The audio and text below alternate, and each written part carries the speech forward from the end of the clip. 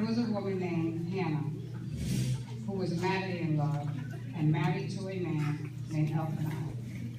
Elkanah had a wife. Talking to the mic there. Hannah had a wife.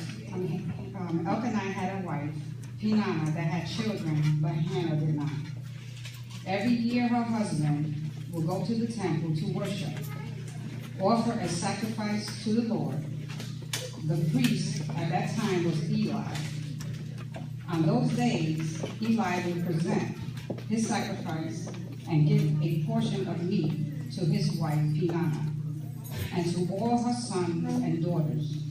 But for his wife Hannah, he would give her a double portion because he loved her in a special way. Peninnah makes fun of Hannah every year on their way to the temple, conveying with all the people, rubbing it all in, and never letting her forget that she was a barren woman. Peninnah now speaks to Hannah. Look at you. You don't even have any children. Nobody wants you around. He loves me because I have all his children. Torturing her cruelly and laughing at her. Hannah is on her way to the house of the Lord. Peninnah continues to provoke and irritate Hannah until she wept. She will reduce her tears every time. She gets so depressed that she has no appetite. Her face shows lots of sorrow and sadness, and she has so much bitterness in her soul. This went on year after year. She expects to be taunted by Peninnah. Hannah thought everyone at the temple was talking and laughing about her because she didn't have any children. You know, back in those times, they thought when you had no children, when you had children, it was a blessing of God. Women that had no children were shunned. They would label it as a curse from God. But Hannah was a humble woman, so nice and pleasant, and would not say a word. She wouldn't fight Peninnah back. She just would take it to the Lord in prayer. Peninnah continues torturing Hannah in front of her own children, teasing her. Look at my beautiful children. Here, hold my baby. Play with him. Here. She's mean. We need to be so mindful and careful what we do, saying things around our children. Hannah continues to weep. Her husband now speaks to Hannah.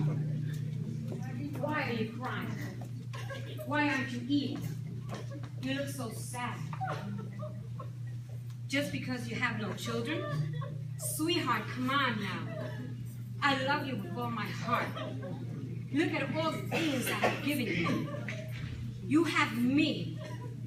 Isn't that better than 10 sons? Hannah now is going east a little bit.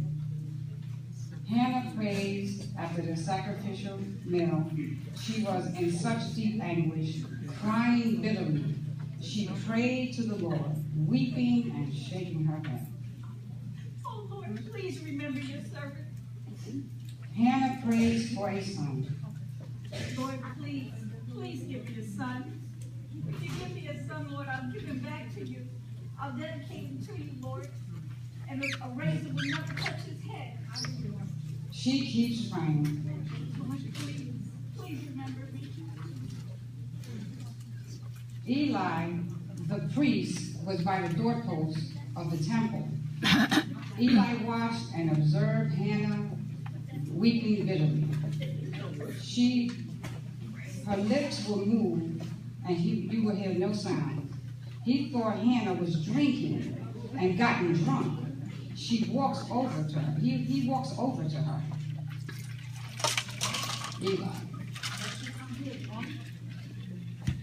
I'm not drunk. I'm in misery. I'm in anguish. I'm pouring my soul out to the Lord.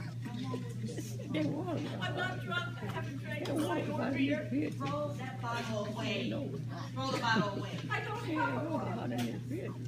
I've just been anxious and tormented. I just want the Lord to remember me. my heart and my soul. Please don't think badly of me. I'm not a wicked woman.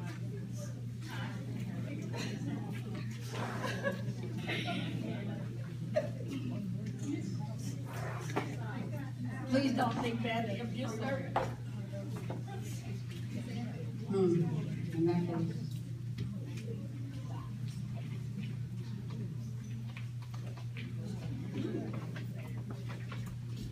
And God granted her request. Hannah went away and ate something and was no longer sad. The Lord remembered her. She got pregnant and she gave birth to a son named Samuel. After she told her son about the Lord, she takes him to the temple and presents him to the priest as she promised.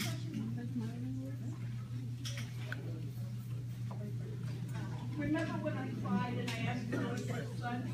Well, he's given me one, and I'm giving him back to the Lord. Keep going, please. Thank you. And may God bring you.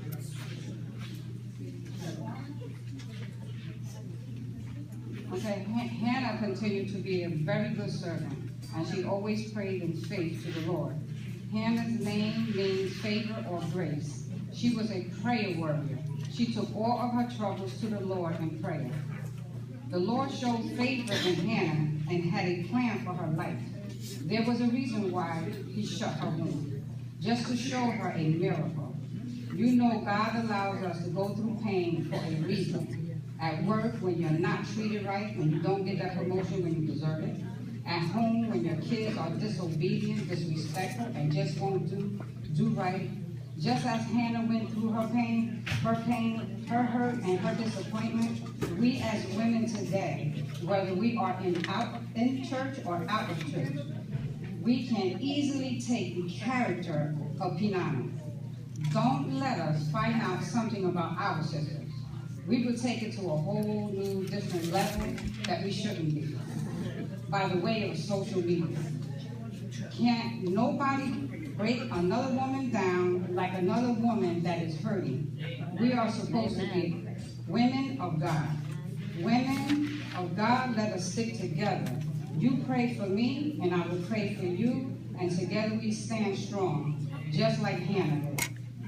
Hannah was the mother of Samuel the prophet. The Lord blessed her with 3 sons